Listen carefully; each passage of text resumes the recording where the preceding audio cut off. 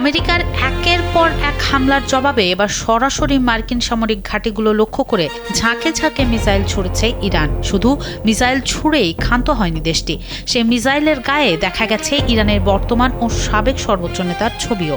আমেরিকার হামলার বদলা নিতে তেহরান শুরু করেছে অপারেশন নাসর 2। জর্ডান, কুয়েত ও বাহরাইনে থাকা মার্কিন ঘাঁটিগুলো লক্ষ্য করে ইরানের এই অপারেশন নাসর 2 নিয়ে এখন বিশ্বজুড়ে তোলপাড় চলছে। টান উত্তেজনার মধ্যে বৃহস্পতিবার একটি ভিডিও প্রকাশ করে এই হামলার দাবি জানায় ইরানের আইআরজিসি।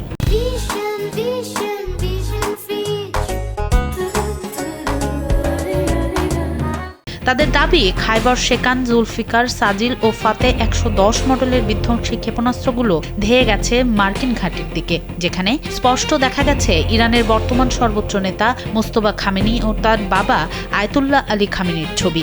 ভিডিওর সত্যতা এখনও নিরপেক্ষভাবে যাচাই করা না গেলেও কুয়েত, বাহরাইন ও জর্ডান নিশ্চিত করেছে যে তাদের আকাশ প্রতিরক্ষা ব্যবস্থা ইরান থেকে ছোড়া মিসাইলগুলো মাঝ আকাশেই ভূপাতিত করেছে। ওয়াশিংটন ও তেহরানের এই সরাসরি সংঘাত পুরো মধ্যপ্রাচ্যকে এক ভয়ঙ্কর যুদ্ধের মুখে দাঁড় করিয়ে দিয়েছে।